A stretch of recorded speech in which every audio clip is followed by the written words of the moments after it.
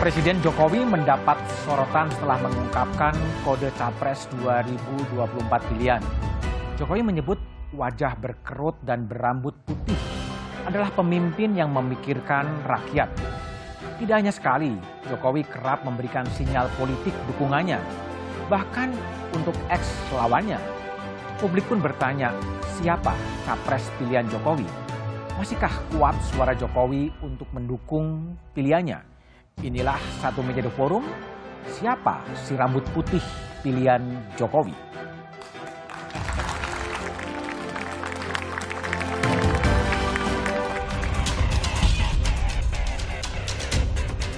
Urusan politik, ojo kesusu. Meskipun mungkin yang kita dukung ada di sini.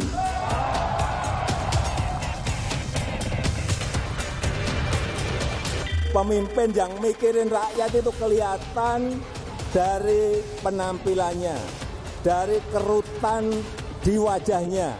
Lihat juga, lihat rambutnya. Wah, kalau rambutnya putih semua, nah ini mikir rakyat ini.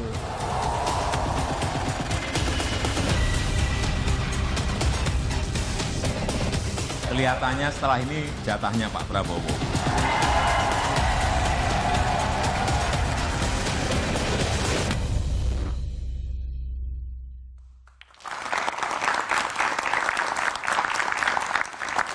Presiden Jokowi beberapa kali berbicara soal suksesornya di tahun 2024. Dari pesan agar berhati-hati dan jangan sembrono memilih calon presiden, sampai sinyal-sinyal mengenai ciri pemimpin yang memikirkan rakyat. Sontak, diksi rambut putih jadi diskursus politik kontemporer. Peran apa yang sedang dimainkan Presiden Jokowi? Itulah yang akan saya bahas dengan sejumlah narasumber. Di ujung sebelah kanan, kebetulan juga berambut putih, Profesor Dr. Mohtar Pabutinggi. Malam, Prof. Malam. Ya. Kemudian di sebelah kanan saya ada politisi PDI Perjuangan Adian Napitupulu. Malam, Bang Adian. Malam. Di sebelah kiri saya ada Rambun Cayo, Ketua Umum Sekretaris Nasional Jokowi. Dan di ujung sebelah kiri ada politisi Partai Keadilan Sejahtera Mardani Alisera. Malam, Bang Mardani. Malam, Bet. Rambun, saya ingin tanya, Anda hadir di GBK pada hari Minggu? Hadir. Hadir. Ikut merancang desain itu? Ya, saya salah satu anggota dari steering committee. Ikut merancang pidato yang ingin disampaikan oleh Presiden Jokowi? Kalau pidato itu urusannya apa? Itu Pak Jokowi dan timnya lah. Tapi setuju dengan isi pidato itu? Saya tidak melihat ada yang harus saya merasa keberatan nih. Merasa keberatan? Tidak. Tapi siapa yang Anda baca dengan diksi bahwa rambut putih dan kerutan dalam bacaan Seknas Jokowi? Ya, kalau dari sisi kita sih simbol apa yang disampaikan oleh Pak Jokowi mengenai rambut putih berkerut itu kan sebenarnya semacam ya simbolisasi dari orang yang bekerja lah gitu ya, yang mikirin rakyat. Tapi memang bisa ditafsirkan ciri-ciri fisik itu kemudian bisa ditafsirkan ke arah orang secara fisik. Tapi kalau melihat beberapa hari terakhir ini kayaknya nggak seperti itu gitu ya. Tadi aja saya nonton sebelum saya kesini itu ada Pak Prabowo, kan Pak Prabowo itu berkerut juga, rambutnya putih juga gitu. Mungkin kalau ada calon lain mungkin sekarang jangan ngecat rambutnya, kalau udah usia saya misalnya, jangan ngecat rambutnya jadi cat hitam gitu. Jadi biarin aja ubannya. Tapi siapa yang Anda baca sebagai Ketua Umum Seknas Jokowi dengan berambut putih dan kerutan itu siapa sebetulnya? Ya kan sekarang ada 3 lah yang paling rame lah kita, yang calon yang udah di dalam survei-survei gitu ya kan. Kalau karena saya ngeliatnya ada Pak Ganjar, ada Pak Prabowo, ada juga Pak Anies, dan juga sebenarnya ada beberapa yang lain yang masih jadi kuda hitam lah ya kan. Tapi kalau saya ya kalau secara fisik yang paling putih rambutnya Pak Ganjar lah ya kan. Pak Ganjar. Ya kan. Tapi apakah Pak Ganjar kerutannya cukup untuk dipersamakan dengan itu? Ya saya juga nggak tahu. Nggak tahu gitu. Meskipun orang seperti Pak Jokowi di Kalimantan bilang siapapun boleh menafsirkan pernyataan politiknya kan? Betul. Menurut saya jangan terlalu jangan terlalu terfokus pada itu. Pada akhirnya menurut saya Pak Jokowi sendiri menyampaikan dalam berbagai kesempatan bahwa ini kan kalau untuk kemudian pencapresan ini adalah domain partai politik. Ini hak istimewanya partai politik. Dia tidak akan intervensi. Ya bahwa kemudian Pak Jokowi adalah faktor endorsement dia akan menjadi penting ya, presiden 2 periode dan punya pendukung yang seperti saya dan teman-teman yang lain ini cukup besar. Gitu. Oke, baik. Kira-kira gitulah. Baik, Bung Adian. Ya. Ini begitu GBK itu jadi berita, kemudian PDI Perjuangan kan keras sekali bereaksi ya. Itu keras bereaksinya soal pertemuan Presiden Jokowi dengan relawannya atau soal rambut putih sebetulnya?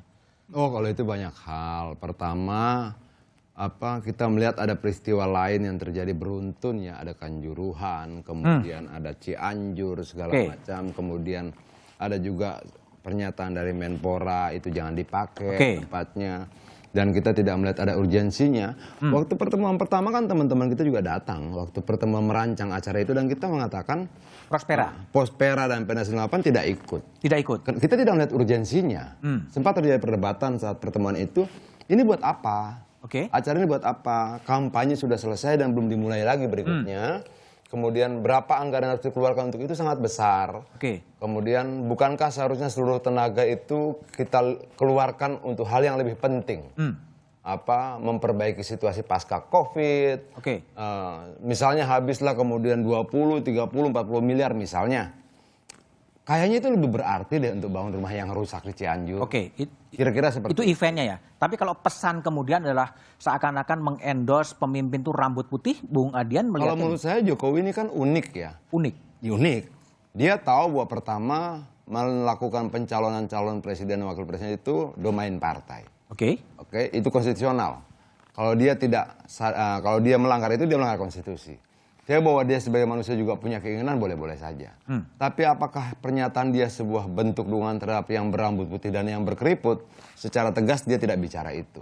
Kedua, kalau menurut saya, keunikan Jokowi adalah dia bisa mengatakan bahwa dia tidak mendukung siapa-siapa dan mendukung siapapun. Dia bilang Prabowo pantas lah, abis ini Prabowo lah, lalu dia bilang rambut putih, keriput lah, segala macam.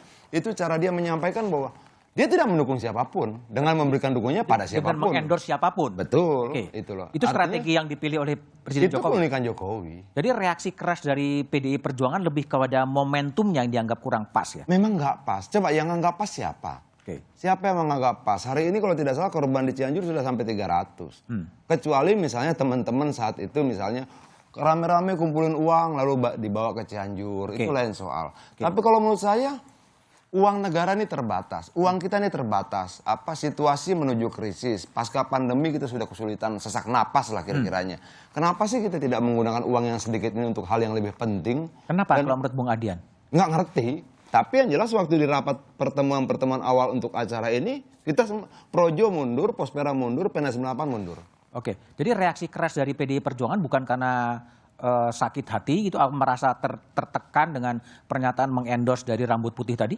Nggak ada, tidak ada pernyataan sekjen maupun dari PDI Perjuangan terhadap pernyataan itu. Kita lebih fokus pada ketidakpatutan lah. Kan ada acara yang pantas, ada yang tidak pantas. Berapa teman-teman musisi misalnya selama ini dilarang kok. Buat keramaian segala macam itu ada slang yang tidak bisa manggung, ada berapa band-band lain tidak bisa manggung. Kok ini bisa? Kita tidak mau kemudian nama baik Jokowi itu jadi rusak. Jangan mentang-mentang relawannya boleh, sementara yang bukan relawannya tidak boleh. Gitu loh. Itu kan tidak baik ya. Walaupun menurut saya ya teman-teman relawan juga kenapa sih tidak datang dengan ide yang lain selain kerumunan massa gitu loh. Match forming. Banyaklah forming yang lain yang bisa kita lakukan gitu loh, tanpa harus begitu kan.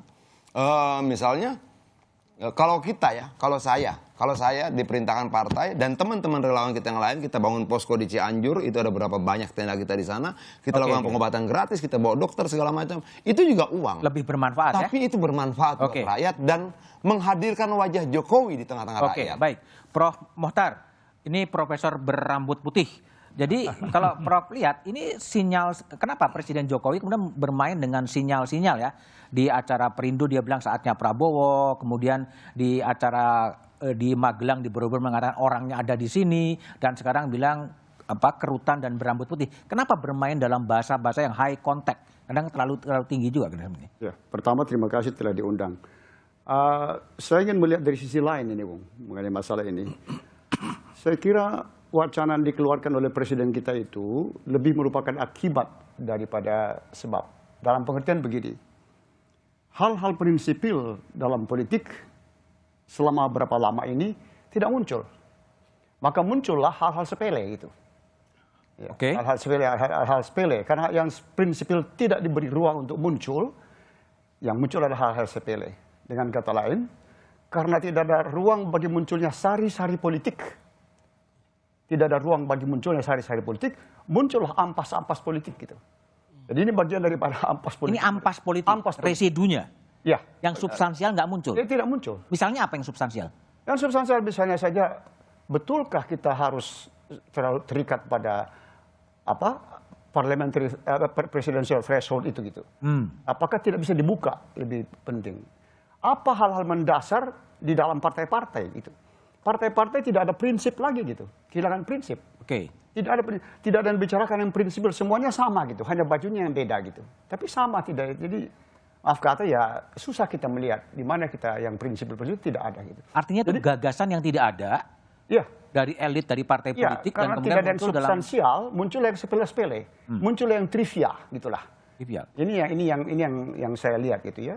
Ini yang sangat penting saya kira. Kita kembali lagi kepada sebetulnya apa sih yang penting dalam politik gitu. Tapi rambut putih itu nggak penting atau? Bagi saya itulah bagian dari trivia.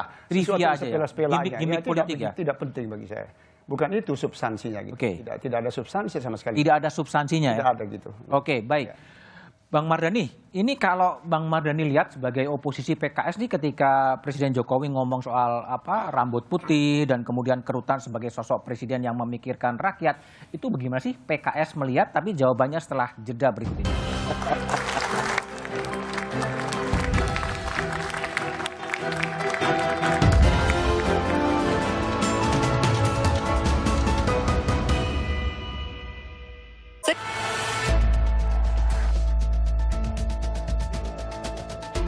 Sebuah pernyataan Presiden Joko Widodo ramai dibicarakan usai acara temu relawan Projo di Magelang akhir Mei lalu.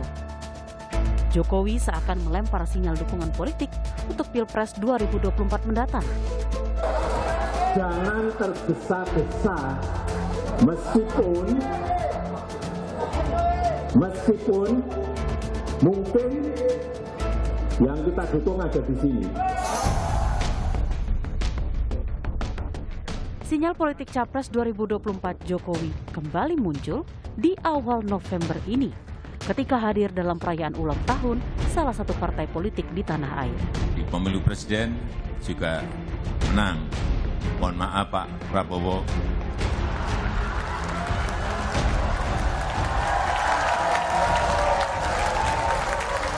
Kelihatannya setelah ini jatahnya Pak Prabowo.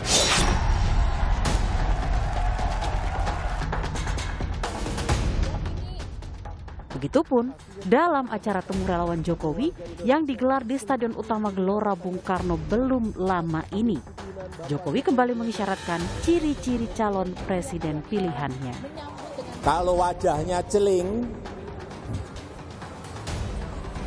bersih, tidak ada kerutan di wajahnya, hati-hati.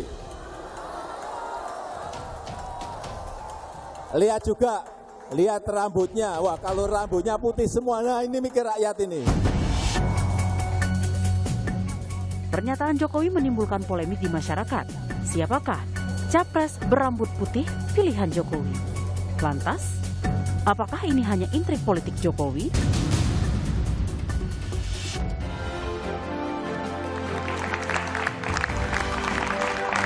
Oke, Bung Mardhani, politisi dari PKS. Bung Mardhani lihat gimana?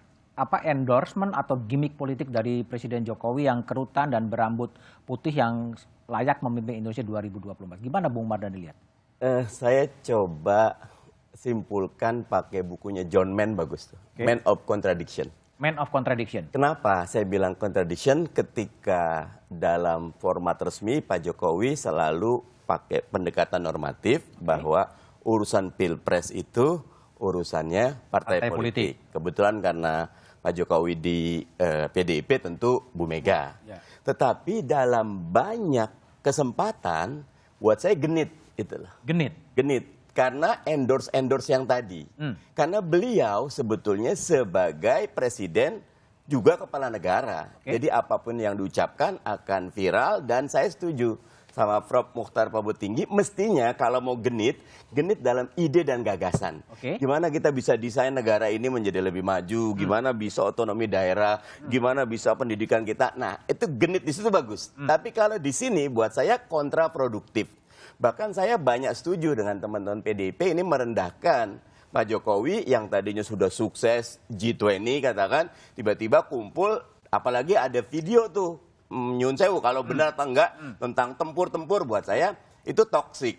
Dan sayang Pak Jokowi mendengar kayak gitu. Ini buat saya satu pelajaran besar. Pak Jokowi itu sudah 8 tahun mau tuntas husnul khotimah. Udah jaga aja jadi negarawan yang ngajarin jadi guru bangsa. Jangan lagi genit. Mengendorse itu termasuk kegenitan? Karena bagaimanapun enaknya posisi beliau tuh sebagai negarawan. Beliau sudah selesai, monggo. Saya serahkan tongkat kepemimpinan Indonesia ke depan kepada generasi setelah saya. Semua orang baik, semua didukung, semua monggo berkontestasi kepada rakyat. Dengan nyebut 1212, akhirnya walaupun tidak ada larangan. Tetapi buat saya secara etika, enaknya beliau betul-betul netral. Karena beliau sebagai kepala pemerintahan, beliau punya bobot politik. Sebagai kepala negara, beliau harus ikut konstitusi. Oke, baik. Bung Adian, kalau Mardhani bilang seharusnya netral dan nggak usah terlalu genit-genit lah dalam berpolitik. Cara menyampaikan kenetralnya dan mendukung semuanya. Pernah dia bicara soal Prabowo dan sebagainya. Itu pertama. Kedua, kalau menurut saya genit itu kalau tarik ulur dalam bentuk koalisi nggak kelar-kelar. Itu genit. Goda-godain, gitu. lari. Koalisi yuk, nggak jadi lagi. Itu lebih genit. Itu genit. Kalau kemudian dia sebagai kepala negara berbicara di depan relawannya dengan joke seperti itu. Saya punya pengalaman dengan presiden seperti di sebuah acara pernikahan ada mertua saya datang, saya kenalkan. Pak Presiden ini mertua saya, kebetulan dari Solo. Oh pantas, Mas Adian jadi lembut akhir-akhir ini. Nah itu kalau kemudian dia ucapkan depan podium, orang bisa nafsirkan macam-macam. Gitu. Tapi itulah joke-joke gaya dia. Yang mungkin jadinya kontradiksi dengan, loh kok Adian bisa jadi selembut ini gitu loh. Tapi depan mertua saya dia bilang seperti itu. Nah, kalau dibilang sama Bang Mokhtar Pabutinggi juga bahwa ini tidak prinsip, tidak juga. Memang tidak perlu terlalu dibesar-besarkan. Tapi yang prinsip punya mekanisme penyelesaiannya secara konstitusional. Misalnya kita bicara tentang presiden threshold. Ada mekanismenya kok. MK sudah 13 kali di MK kan dan selalu kalah. Itu loh. Masih kurang ya bikin 14, kurang bikin 15, kurang bikin 16. Silakan saja gitu loh. Tapi hal-hal prinsip yang menjadi problem bagi sebagian besar masyarakat kita punya mekanisme untuk menyelesaikannya secara konstitusional. Nah kalau mau dibilang gimmick bisa, bercandaan politik bisa, cara dia yang unik untuk menunjukkan saya tidak mendukung siapapun dengan mendukung semuanya. Kalau sebagai pressure bagi PDIP gimana Bung Adian? Apa yang mau di-pressure? Artinya supaya segera mengumumkan reaksinya keras, balik dari Sekjen, dan kemudian ini karena juga responnya agar PDIP segera memunculkan nama gitu. PDI Perjuangan, Sekjen keras tidak terhadap pernyataan Presiden. Tapi terhadap event itu yang dianggap tidak tepat. Tapi bukan berarti kita melarang orang untuk tertawa. Tapi kalau ketawa jangan di saat yang lain sedang berduka dong. Kira-kira seperti itu. Kalau yang mau berpesta silahkan, tidak mungkin kita larang. Tapi di sebelah sana sudah kita sedang berduka. Ada yang kehilangan ayahnya, ibunya, anaknya, rumahnya dan sebagainya. Yuk kita tunjukkan sedikit empati buat mereka. Itu. Nah kalau dibilang tekanan buat PDI Perjuangan, abang tidak paham bagaimana PDI Perjuangan berproses dalam selama ini. Kita nggak bisa ditekan siapapun. Kukuh ya, pokoknya ada pendirian. Kita sudah bersepakat dalam Kongres itu keputusan 100% di tangan Ketua Umum. Tapi kalau masing-masing punya keinginan boleh. Tapi tidak perlu sampaikan terbuka untuk dukung A, B, C dan sebagainya. Itu masing-masing. Tapi ketika Ketua Umum sudah katakan A, semua harus A. B, semua harus B. Dan itu kesepakatan dalam Kongres kita. Orang katakan begini abang. Siapa lagi yang menghormati kesepakatan yang kita buat selain daripada kita sendiri yang melakukannya. Jangan harapkan orang lain menghormati kesepakatan itu kalau kita yang membuatnya tidak menghormatinya. Lalu siapa yang bisa menekan PDI Perjuangan? Presiden Jokowi. Soeharto saja gagal menekan PDI Perjuangan. Baik.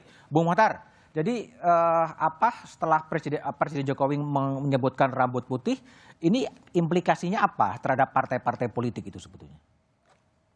Ya, saya kira pada partai politik itu ada semacam secara tidak langsung ya, seperti tersinggung gitu. Tersinggung? Seperti tersinggung. Jadi ada seperti dimasuki wilayahnya gitu ya. Ya katakan hak prerogatifnya gitu. Ketua-ketua umum partai misalnya ya selalu mempertahankan hak prerogatif partai politik. Tapi kalau menurut saya, pandangan seperti itu juga mengandung keterbatasannya sendiri gitu. Bahkan mengandung bisa sifatnya bunuh diri gitu. Bunuh diri? Ya, dalam pengertian begini. Hak prerogatif itu yang tertinggi adalah hak prerogatif masyarakat, publik, menentukan siapa yang mereka suka gitu.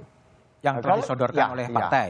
Ya, kalau partai atau ketua umum partai tidak mengindahkan itu, maka dia sebetulnya mengarah-arah kepada bunuh diri gitu.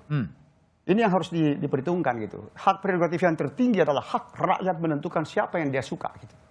Ini yang harus jadi ada semacam terlalu besar melebih-lebihkan hak prerogatif ketua umum. Tapi mereka sendiri tidak menyadari bahwa yang paling menentukan adalah rakyat pada akhirnya.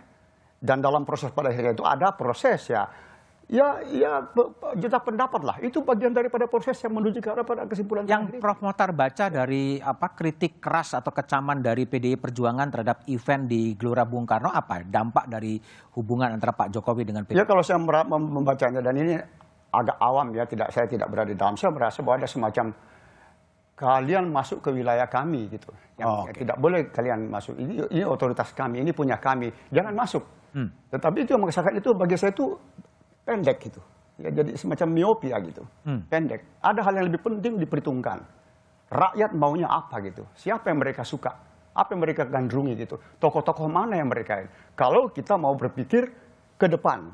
Itu juga saya mengatakan hal prinsipil bukan hanya dalam soal ambang batas presiden. Juga dalam adakah demokratisasi di dalam partai-partai. Adakah demokratisasi dalam pemilihan orang-orang yang akan menjadi calon-calon presiden? Tapi kalau Bung Mokhtar menanggapi dari Bang Mardhani tadi mengatakan ada kegenitan politik dari Presiden Jokowi ketika bicara di relawan-relawan, Anda lihatnya gimana? Bagi saya tidak, dekat-dekat juga gitu ada kegenitan-kegenitan.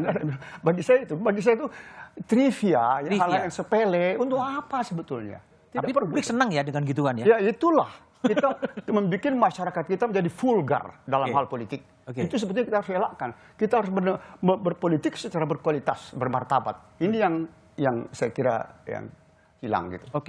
Bung Rambun, tadi kritik dari PKS ada kegenitan-kegenitan, ada man of contradiction dari Presiden Jokowi. Sebetulnya apa sih yang disetting oleh relawan-relawan pada waktu itu? Nggak ada setting-settingan lah gitu. Maksudnya jangan terlalu ngerasa bahwa relawannya hebat-hebat banget gitu bisa nentuin presiden ya. Apa yang mau diomongin sama presiden. Tapi saya mungkin sedikit nanggepin mengenai presiden. Jadi saya terima kasih atas kritiknya. Tapi menurut saya juga kemarin kalau kejadian ini saya mau nggak supaya fair juga buat teman-teman yang menyelenggarakan ini ya. Pertama mengenai Cianjur, memang peristiwa itu kita sudah rencanakan dan kita harus lakukan itu. Itu yang pertama.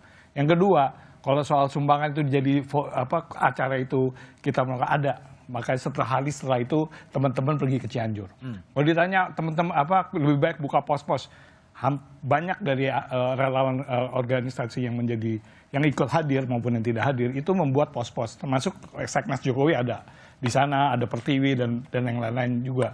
Jadi apa yang disampaikan itu kita lakukan juga. Jadi terima kasih. Meskipun dalam beberapa unfortunately sayangnya waktu kita ngelakuin itu udah ada kejadian di tengah jalan peristiwa Cianjur.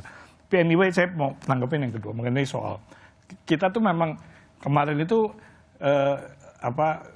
terfokus pada soal rambut putih, soal pelindung berkerut.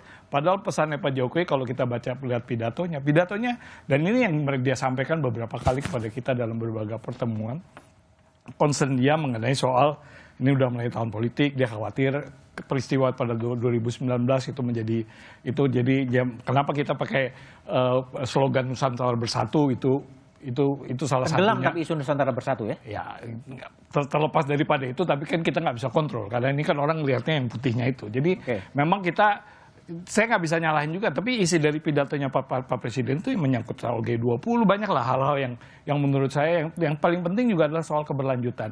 Ngomongin soal 2045. Dan Dan inisiatif 2045 ini penting, ada LPJP nih ke depan. Dan ini harus menjadi bagian yang penting menurut saya ya. Harus di. Nah itu yang menurut saya kita perlu sampaikan. Nah mengenai soal kegenitan sih, soal kegenitan itu menurut saya ya namanya juga orang pidato ya di depan umum ya. Panggungnya ada gimmick-gimmick sesuatu yang dan gayanya Pak Jokowi ya begitu. Baik. Gitu Baik, Prof. aja. Mokhtar. Prof. Mokhtar lihat tadi kritik dari PKS kan mengatakan menjabat presiden sebagai kepala pemerintah dan kepala negara dan kemudian mengendorse itu sebenarnya dari sisi etika itu lumrah atau enggak sih? Tapi analisanya setelah jeda berikut ini.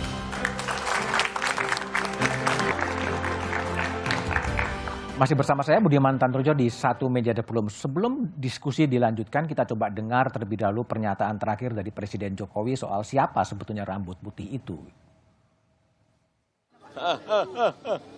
Ya ditafsirkan apapun silahkan. Tetapi memang dalam orang bekerja, itu kalau kerjanya sungguh-sungguh, kalau kerjanya kerja keras, itu pasti akan mempengaruhi fisiknya. Entah itu saking mikirnya, betul mikir benar, wah kerutannya jadi kerutan wajahnya jadi banyak. Termasuk juga rambut, tapi rambut putih kan banyak banget. Pak Basuki itu rambutnya putih, Pak Hatta Rajasa rambutnya putih, Pak Ganjar juga rambutnya putih. Siapa lagi yang rambutnya putih? Prabowo enggak, Pak? Pak Prabowo juga rambutnya agak putih. Tadi saya sudah sampaikan sudah saya cek ya ke Pak Prabowo, apakah beliau memiliki kerutan di wajahnya, ternyata punya. Kerutan wajahnya ada. Kemudian saya cek rambutnya ternyata juga ada putihnya. Sebagian sudah ada putihnya. Artinya seperti yang saya sampaikan. Itu. Ya. Oke. Prof. Mokhtar, ini permainan politik, permainan komunikasi politik yang sedang dimainkan oleh Presiden Jokowi. Dari sisi fatsun, dari sisi etika ketika Presiden menjabat, kemudian mengendorse, semuanya diendorse kan, Pak Prabowo diendorse, Pak Hatta Rajasa kemudian juga disebut, kan nggak tahu endorse atau tidak. Gimana Prof. Mokhtar lihat? Saya melihat makin kemari Presiden Jokowi ini makin pede gitu. Makin pede? Ya, makin bisa berbicara, merasa bebas berbicara gitu. Tetapi begitu melihat reaksi, dia dengan segera bisa mengoreksi lagi tuh. Dilebarin lagi? Iya, seperti barusan. Ya, itu sudah berkurang lagi, semua rambut putih gitu. Ya, jadi apa namanya yang saya rindukan sebetulnya adalah ucapan-ucapan yang sifatnya itu mentransformasikan, mencerdaskan gitu. Dari seorang presiden gitu. Itu yang bisa mengangkat harkat politik bangsa kita gitu. Jangan pada tataran yang sifatnya awam. Ini pada tataran awam, memang merakyat, tapi merakyat yang tidak mentransendenkan, tidak meningkatkan daya politik, harkat politik bangsa kita gitu. Saya berharap misalnya ada orang-orang nanti kayak Bung Adian ini tampil ke depan, ya, menuju pada yang nomor satu. Kenapa tidak gitu? Karena ada pikiran-pikiran yang mentransendenkan, Bung Mardhani gitu. Kenapa tidak gitu? Jangan berada pada tataran terendah. Bayangkan seorang Soekarno misalnya gitu. Dia bisa berbicara begitu luas ilmu pengetahuannya gitu. Begitu mengangkat bangsa kita. Itu kapan lagi ada muncul seperti itu gitu. Jangan dibikin pada yang paling rendah, pada yang sepele-sepele itu gitu. Tapi kalau dari sisi fatsun, dari sisi etika, menurut Prof. Mokhtar apa yang dikerjakan oleh Presiden Jokowi? Saya tidak melihat ada fatsun dan etika di situ karena banyak sekali etika yang dilanggar oleh semua pihak. Oleh semua pihak? Ya. Jadi saya tidak lagi berbicara soal etika gitu. Yang melanggar etika jauh lebih parah dari Pak Jokowi banyak gitu. Banyak juga? Ya. Itu ya, pencopotan Aswanto itu melanggar etika luar biasa itu. Oleh DPR itu? Oleh DPR, ya. Oleh DPR. Ya. Jadi hal-hal seperti itu bagi saya tidak jadi. Tapi saya melihat makin pede beliau. Tapi cuma rasa pedenya itu mana yang mentransendenkan gitu, mana yang mencerdaskan, mana yang lebih meninggikan akal budi bangsa kita, politik, visi politik bangsa kita yang menjadi lebih baik. Itu yang saya tidak lihat. Bung Adian, sebetulnya kalau dibaca secara tersurat dari pernyataan Presiden Jokowi, apakah rambut putih, memikirkan rakyat, itu bukan sebuah concern, kegelisahan dari Presiden Jokowi soal kesinambungan polisi-polisi yang sudah dikerjakannya sebetulnya? Harusnya hendaknya begitu atau gimana sebenarnya? Kalau menurut saya sederhana saja. Kita bisa menafsirkan apapun pernyataan dia. mungkin pernyataan Bang Mukhtar tidak punya konsep apa bla bla, boleh saja, nggak akan ada yang masalahkan apa pernyataan itu segala macam. Tapi bisa nggak kemudian kita lihat dari persepsi yang lain bahwa dia pengen membuat pemilu itu menyenangkan, tidak menakutkan, sesuatu yang ringan dan jalani saja. Ini kan menjadi sesuatu yang biasa per 5 tahun buat kita, tidak perlu ada kekhawatiran dan sebagainya. Ya mungkin saja pernyataan-pernyataan ringan seperti itu yang kemudian dia jawab di kemudian hari, berikut hari, ya kan bisa siapa saja, Hatta Rajasa putih, Prabowo agak putih sedikit, saya periksa ada kerutannya segala macam. Itu dia ingin menyampaikan bahwa ini pemilu loh, yang lu suka tidak lu suka per 5 tahun akan terjadi. Oke, bangsa ini harus menjadi lebih dewasa. Bagaimana kemudian saya dengan Bang Mardhani di luar bisa ngopi bareng. Kalau kita masuk komplek DPR Kalibata itu, di depan itu PKS, kemudian itu ada Gerindra, ada Nasdem segala macam, PD Perjuangan paling ujung. Kalau ribut kita serius, nggak pulang ke rumah saya. Pulang ke rumah ya. Gitu, kenapa dicegat PKS di sini, dicegat Gerindra di sini, dicegat. Nah, artinya jadi jangan terlalu serius lah ya. Kita bisa melihat nggak bahwa Presiden juga mengajak dengan cerita yang ringan. Gitu loh. Oke, menurut Bang Mukhtar mungkin itu tidak punya bobot, segala macam. Oh, bobot visi misi sudah disampaikan sejak awal. Jokowi baru pede sekarang. Tidak. Dari wali kota menjadi gubernur, menantang incumbent, lalu menjadi calon presiden, itu pede yang luar biasa. Dan itu bukan problem etika sebenarnya ya? Tidak ada persoalan etika di situ. Dia berbicara depan relawannya kok. Dia sedang tidak berbicara di sidang DPR. Dia bicara depan relawannya. Dia bicara kalau kita bicara relawannya, dia bicara dengan teman-temannya. Dengan pendukung-pendukungnya dan hadir secara informal, bukan dalam membaca pidato kenegaraan di DPR, tidak gitu loh. Jadi tidak ada sesuatu yang luar biasa. Dilanggar etika, tidak ada. Tidak ada. Oke, baik. Bung Mardhani, tadi Anda sempat menyinggung juga ada problem etis ketika mengendorse dalam tanda petik. Gimana? Ada penjelasannya apa?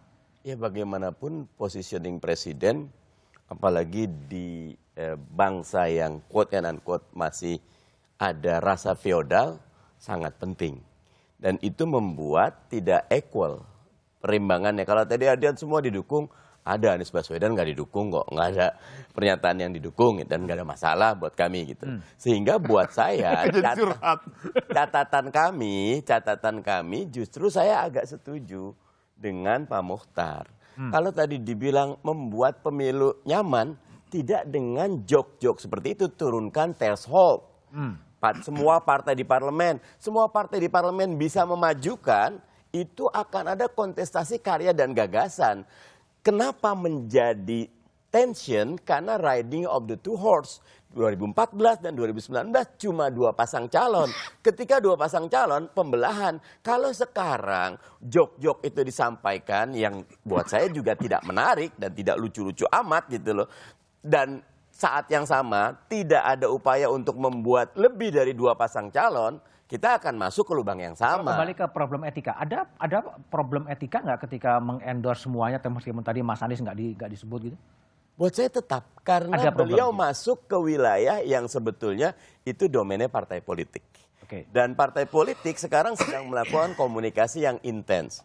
Bagaimanapun dengan komen-komen seperti itu, mau tidak mau Presiden bicara ini loh. Akhirnya ada energi yang dibuang. Buat kami, karena Kompas ini sudah mengatakan tidak lebih dari 15% endorse Jokowi, sebetulnya udah put aside, udah nggak penting kok Pak Jokowi. Kami akan terus jalan dengan koalisi perubahan ini. Tetapi bagaimanapun itu menjadi riuh rendah. Dan riuh rendahnya bobot intelektualnya, bobot spiritualnya, bobot transendennya ada catatan besar tadi. Oke, Bung Rambun. Jadi kalau lihat di GBK kemarin, ini sebenarnya masih ada relawan yang tidak bergabung kan? Ya ada pasti. Itu apa? Tanda sebuah apa? Pecah kongsi atau memang punya event sendiri atau apa yang terjadi sebenarnya? Ya tadi saya sebenarnya Adian tadi udah ngomong ya bahwa ada pilihan, ada pandangan yang berbeda-beda. Jadi Pospera misalnya punya ini, Projo punya alasan yang lain. Jadi menurut kita sih nggak ada masalah. Mungkin kita dan memang ya relawan ya seperti itu gitu, bahwa memang masih banyak yang mau hadir ikutan masuk di dalam kepanitiaan dan segala macam, ya itu juga realitas bahwa orang masih mau tetap mendukung Jokowi dengan jumlah orang yang hadir dan segala macam. Jadi menurut saya memang kalau petanya terakhir seperti apa peta relawan? Ya betul-betul bebas juga sebetulnya. Peta relawan seperti itu. Tapi seperti itu tuh gimana, pecah gitu? bukan pecah juga enggak, kita juga nggak pernah memang benar-benar bersatu satu komando juga nggak pernah ada. Nggak pernah ada juga. Ini malah mau dia disuruh-suruh sama yang lain. Ini masing-masing punya ininya sendiri-sendiri dan macam-macam orangnya kan.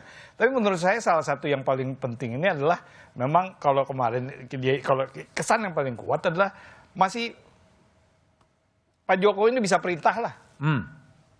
Bisa perintah pada relawan. Jadi kalau sekarang orang pada khawatir, memang ya mungkin ya endorsement bisa dari soal etika. Saya sih nggak mau diskusi soal itu lah. Tapi pada akhirnya ini kan kekuatan real. Kalau nggak gini orang pada nggak ribut.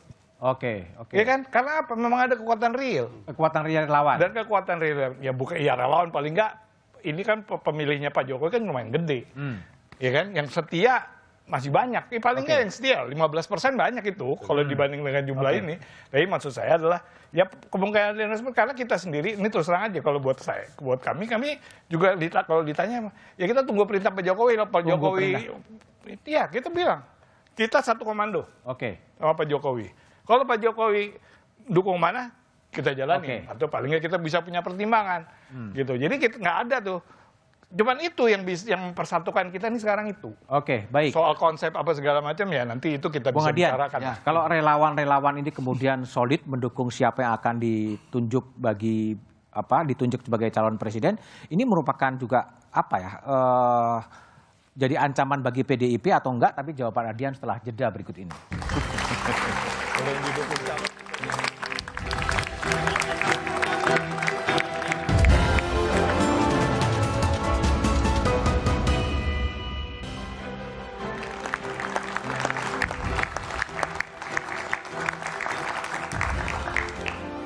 Masih bersama saya Budiman Tanurjo di Satu Meja The Forum. Kembali ke Adian Napitupulu.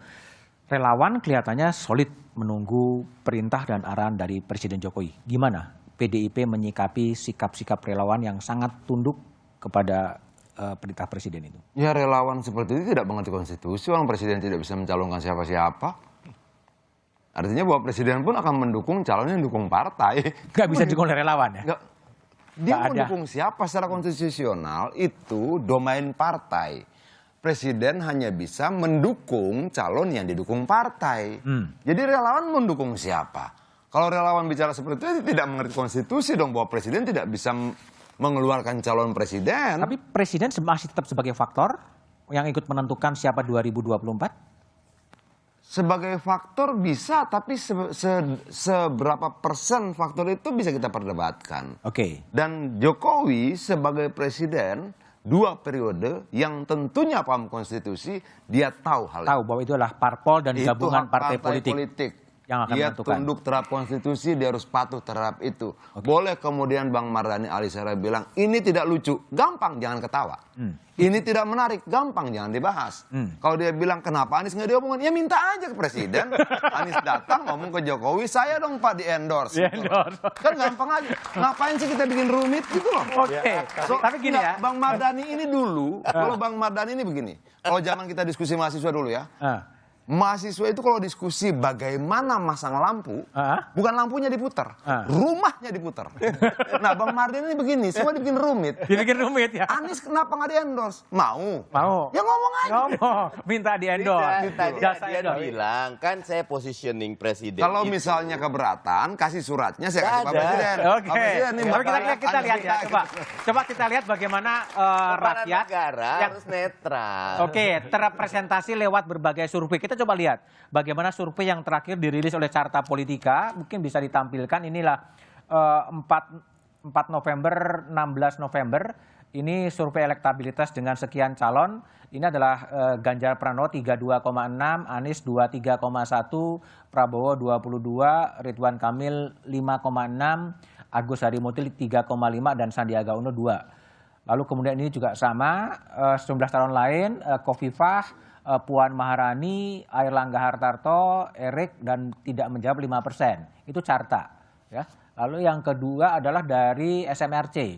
Ini sama 26,7 Prabowo untuk Ganjar, Prabowo Subianto 18,6, Anies 17, Ridwan 3,7, calon lainnya 3 yang tidak jawab masih 13,1%. Dan ini dari Litbang Kompas yang 24 September, ini Ganjar 23,2, Prabowo Subianto 17,6, Anies Baswedan 16,5, Ridwan Kamil 8,5, Sandiaga Uno 2,5, Andika 2,3, dan Agus Harimurti Yudhoyono 2,2. Ini sejumlah calon-calon lain masih di angka sekitar 1, dari Tri Risma sampai kepada Muhaimin Iskandar, dan Ganjar masih unggul. Bung Adian, kalau Bung Adian lihat dari ini hasil survei, itu gimana Anda membaca dan itu diakumulasikan tadi partai politik mengarsop suara-suara rakyat? Gini, Bang, ya maaf ya. Kita ini tidak sedang menjual handphone. Oke. Sehingga survei keinginan rakyat itu menjadi satu-satunya alat ukur. Oke, rakyat suka seperti ini, kita cetak dong sebanyak-banyak. Oke. Tidak, kita sedang memilih calon presiden. Oke. Survei menjadi salah satu pertimbangan, ya. Tapi pertimbangan lain, tapi saya mau nanya, mana yang lebih penting? Hasil survei atau misalnya keberpihakan dia terhadap nilai-nilai kebangsaan, keberpihakan dia tentang NKRI, persatuan dan ideologi. Ini semua harus dihitung, Bang. Survei menjadi satu pertimbangan, betul, tapi bukan satu-satunya pertimbangan. Kita akan lihat lagi nanti, misalnya begini. Secara nilai-nilai kebangsaan begini, keberpihakan dia terhadap keberagaman begini, keberpihakan dia terhadap persatuan NKRI ini begini, keberpihakan dia terhadap ideologi pemahamannya seperti ini segala macam. Nah, yang terbaik itulah yang akan kami calonkan dari PDI Perjuangan. Dan yang menghitung semuanya dengan sangat detail pasti Ketua Umum. Baik. Bung Mardhani, Bung Mardhani lihatnya gimana sih? Tadi kan selain menyebut Mas Ganjar, kemudian juga menyebut memberikan angin kepada Pak Prabowo, ada juga menyebut Pak Basuki. Kalau PKS melihat nih komunikasi politiknya Presiden Jokowi ditafsirkan seperti apa? Saya melihatnya Pak Jokowi tentu personally ingin yang melanjutkan yang continuity. Dia banyak membangun infrastruktur. Peluang mangkraknya gede juga nih. Kalau nanti yang kepilih adalah antitesa atau yang tidak mendukung ini. Nah, buat kami haknya Pak Jokowi. Silakan saja. Tetapi kita juga melihat publik perlu dicerdaskan. Kita perlu pemimpin yang punya basis intelektualitas yang kuat. Bukan sekedar kerja atau membangun hal yang physically. Tapi bagaimana nilai-nilai itu, bagaimana pendidikan kita. Contoh misal, kalau balik lagi tentang IKN, ketimbang IKN lebih baik membangun 10 pusat Center of Excellence di seluruh Indonesia. Itu akan jauh membuat ICOR kita naik. Itu akan membuat pertumbuhan ekonomi kita kokoh. Tentu ya monggo. Nah, karena itu kontestasi karya dan gagasan. Lagi-lagi itu buat saya menjadi tidak kontestasi karya dan gagasan, tapi kontestasi kebisingan. Mau rambut putih kah, mau ternak kalajengking waktu itu. Buat saya sesuatu yang mendowngrade sebetulnya. Mendowngrade. Bung Mohtar, jadi kadang mengendorse Pak Ganjar, kadang mengendorse Pak Prabowo, kadang mengendorse kemudian Hatta Rajasa atau kemudian Pak Basuki. Dalam kacamata Pak Mohtar sebetulnya apa yang sedang dimainkan oleh Presiden Jokowi? Semata-mata mengendorse begitu saja atau memang ingin menjadi sebuah faktor yang ikut menentukan arah politik ke depan? Saya kira kalau saya mau jujur, tidak bunglon di situ. Tidak bunglon? Saya kira Presiden Jokowi ada satu orang dia. Dan bagi saya Ganjar yang dituju gitu. Yang dituju Ganjar? Menurut saya Ganjar gitu. Ganjar Pranowo. Jadi secara tidak langsung bagi saya, Pak Jokowi itu hendak menghentikan impasse politik. Kebekuan ketua-ketua umum partai yang tidak ada demokratisasi dalam partai, saya kira itu yang salah satu hendak disodok oleh Pak Jokowi itu. Bukalah, jangan terlalu berpegang pada hak prerogatif ketua umum partai-partai. Tapi perhatikan apa suara rakyat itu, apa yang dikehendaki oleh rakyat. Dan itu rakyat itu cerdas. Itu yang saya kira secara tidak langsung dia hendak memecahkan impasse politik ke arah yang lebih baik gitu, ke arah yang terbuka.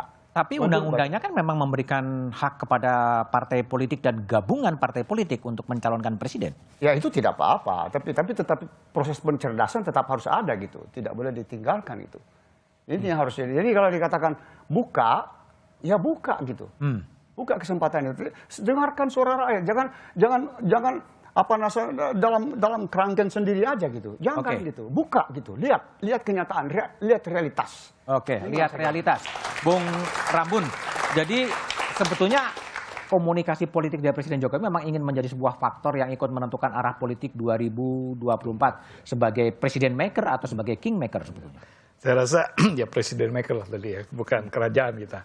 Tapi saya rasa yang saya mau sampaikan juga mungkin sedikit mengkoreksi, ya nggak mungkin lah endorsement itu dilakukan tidak melalui satu proses duluan. Jadi maksud saya panggung adalah, belakangnya artinya? Yang bukan, maksud saya bukan gitu. Jadi ya kalau yang pasti akan di-endorse oleh siapapun itu tentunya yang sudah melalui proses. Jadi artinya partai politik lah. Ini kan memang ininya partai politik. Jadi kalau dibilang, tapi kan nanti setelah itu kalau misalnya Pak Jokowi, ya ini kita yang relawan, tinggal Pak Jokowi ini udah ada 3 atau 4 atau berapapun yang sudah dipilih oleh Pak Jokowi endorse, tinggal kita ngelihat. Ya kan, sesuai nggak apa yang diomongin sama Pak Jokowi soal tadi NKRI dan segala macam, ya kan?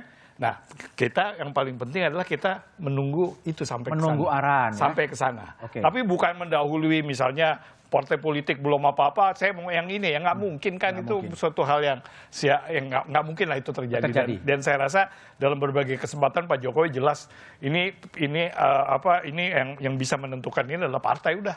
Titik. Baik, Pak Rambun, Bang Mardhani, Bang Adian, dan Prof. Mokhtar Pabotinggi, terima kasih telah tergabung di Satu Meja Forum. Partai politik harus jeli dalam menangkap kehendak rakyat untuk memilih pemimpin Indonesia 2024. Pemimpin yang tetap komit menjaga kemajemukan Indonesia, pemimpin yang bisa merukunkan bangsa, serta pemimpin yang bisa menghadirkan kesejahteraan dan keadilan bagi rakyatnya. Demikian Satu Meja Forum malam ini, sampai jumpa pekan depan. Selamat malam dan terima kasih.